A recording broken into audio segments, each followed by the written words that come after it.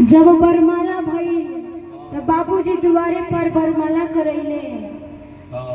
नचनिया बजनिया गवैया हित मित्र परित जे भी आई रहे सभी हमरा के देखले बा। तो काहे हम घूंघट काट के चले? भैया काट दीजिए ना, बार बार ऐसे छोड़ के जाना ठीक नहीं है। शार्प माइनर का ही काट दीजिए तो दीजिएगा तभी तो होने से जल्दी टिपो बटन, ठीक बा? वोट गिरे के चाहिए। नाम क्या है आपका? आयशा। आए है हाथ में लेके नहीं ना आई हो पैसा।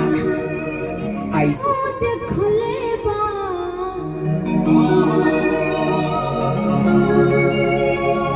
कि सबके हो देखले बा अजुरा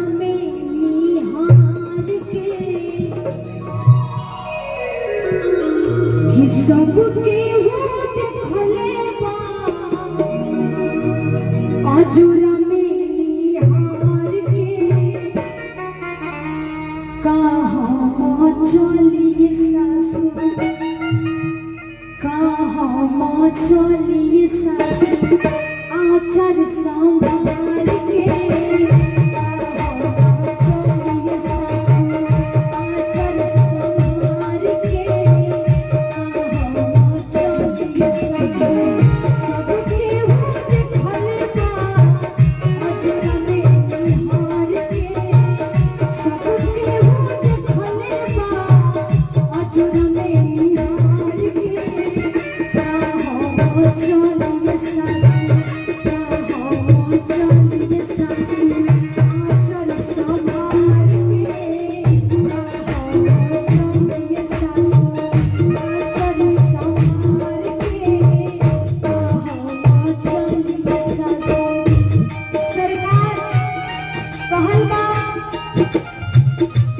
लड़की कहा तारी कि हमार बाबूजी दहेज देले बाड़े, हम तहरा के खाना बना के ना खिया हो।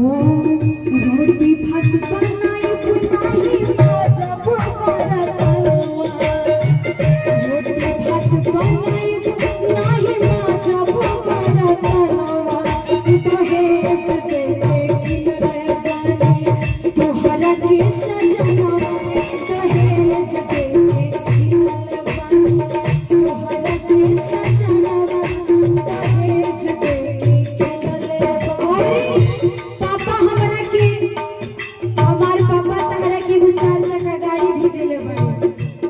हो। पापा हमार दिहले आए जाए के सधनवा, पापा हमार दिहले आए जाए के सधनवा दहेज दे के किनले बानी तोहरा के सजनवा दहेज दे के किनले बानी तोहरा के सजनवा दहेज दे के किनले बानी।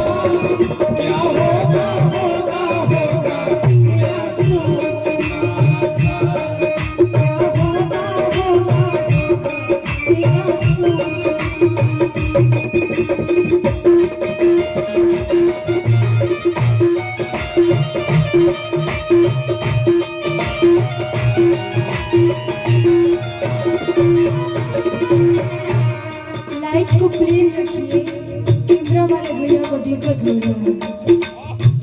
और ये लड़की की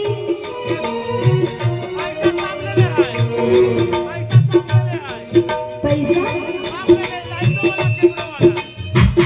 कैमरा वाला नहीं यार, पैसा ना ना ना इससे मत आप नहीं होंगे हमारी कैमरा वाले भैया पैसा की है नो मजबूरी हो जो जरूरी का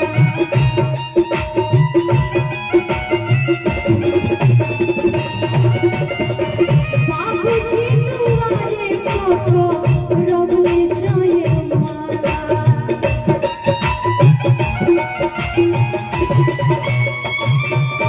ये नो जरूरी मजबूरी का हाला बाबूजी तुम्हारे को रोबले चाहिए माला और इहो बात सुनी जितना लफुआ लफंगाई रहे सभी देख ले लफुआ लफंगा देखले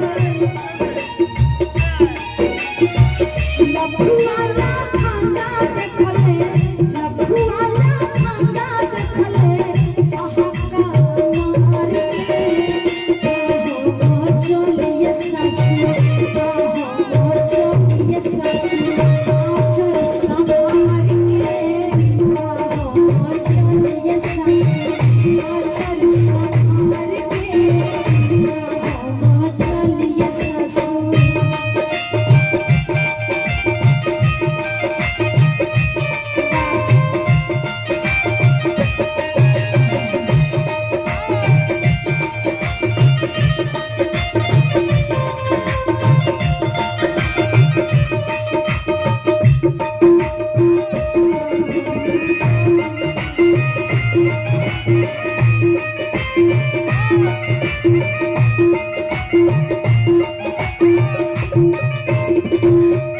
और लड़की कहतारी कि माँ जी इहे ना जितना नचनिया बजनिया गवैया बूढ़ पुरनिया सियान लड़का फैका जितना लोग आई रहे सभे हमरा